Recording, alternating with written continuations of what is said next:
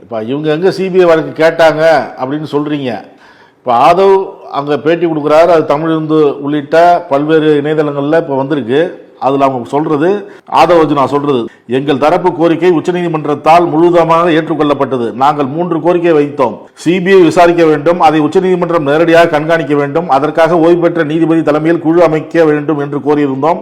அதனை உச்சநீதிமன்றம் ஏற்றுள்ளது. இது 3மே எங்களுக்கு சாதகமானது அப்படிங்கிறாரு. அதாவது சார், இது மொத்தம் 5 பெட்டிஷனர் சார். 5 பெட்டிஷனரையும் ஒரே பெட்டிஷனர் தான் சுப்ரீம் கோர்ட் வந்து விசாரிச்சது. இந்த விசாரிச்சதுல ஆதவ் அர்ஜுனாவோ இல்ல தாவேகாவோ எங்களுக்கு சிபிஐ வழக்கு வேணும்னு சொல்லி எங்க சார் கேட்டாங்க?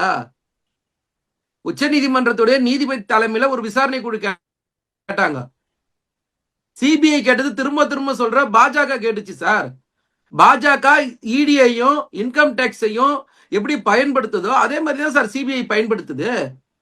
நீங்க 2014 மோடி ஆட்சிக்கு வந்ததுக்கு அப்புறம் சிபிஐயோட வழக்கு ரேஷியோ கொஞ்சம் எடுத்து பாருங்க சார். 84% அரசியல் தலைவர்கள் மேல மட்டும்தான் சார் போட்டிருக்கு சிபிஐ. அப்ப 84% வழக்குகள் சிபிஐ வந்து யாரை வச்சு பயன்படுத்துது? ஒண்ணு, தனக்கு யாரெல்லாம் பணம் கொடுக்கணும்னு ஆசைப்படுறாங்களோ, யாருக்கிட்ட எல்லாம் லஞ்சம் வாங்கணும்னு ஆசைப்படுறாங்களோ அவங்கள சிபிஐ இன்கம் டாக்ஸ் இடியை வச்சு மிரட்டும். இல்ல யாரெல்லாம் தங்களுக்கு மதிக்கலையோ, யாரெல்லாம் தன்னை மிரட்டிய அதிகாரத்துக்கு வந்து தன்னை போட்டு நசுங்கணும்னு நினைக்குதோ பிஜேபி, அவங்க எல்லாருக்கும் இந்த சிபிஐ இடி இன்கம் டாக்ஸ் பயன்படுத்தும்.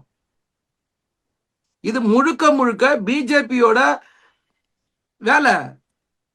பிஜேபி தான் இதுல பெட்டிஷனர். திரும்ப சொல்றேன், இந்த சிபிஐ வழக்கு கேட்ட பெட்டிஷனர் என்கிட்ட காப்பி இருக்கு, நான் தரேன். பெட்டிஷனர் வந்து பிஜேபியை சேர்ந்தவங்க. சோ பிஜேபிக்கு இது வெற்றின்னு சொல்லுங்க, தாவேகாக்கு இதுல எங்க வெற்றி? நான் கேட்கிறேன், பாதிக்கப்பட்டவங்களுக்கு இதுல என்ன சார் பலனு? சார் முதலமைச்சர் பொறுப்பா இரவோடு இரவா போறாரு சார், போய் மக்களை சந்திக்கிறாரு சார், அமைச்சர்களை துரிதப்படுத்துறாரு, அதிகாரிகளை துரிதப்படுத்துறாரு, பாதிக்கப்பட்ட குடும்பத்துக்கு இழப்பீடு கொடுக்கிறாரு, உடனடியா அவங்களுக்கு தேவையான எல்லா உதவிகளையும் செய்யறாரு. பொறுப்பா ஒரு முதலமைச்சர் நடந்துக்கிறாரு. நீங்க பொறுப்பற்று நடந்துக்கிறீங்க.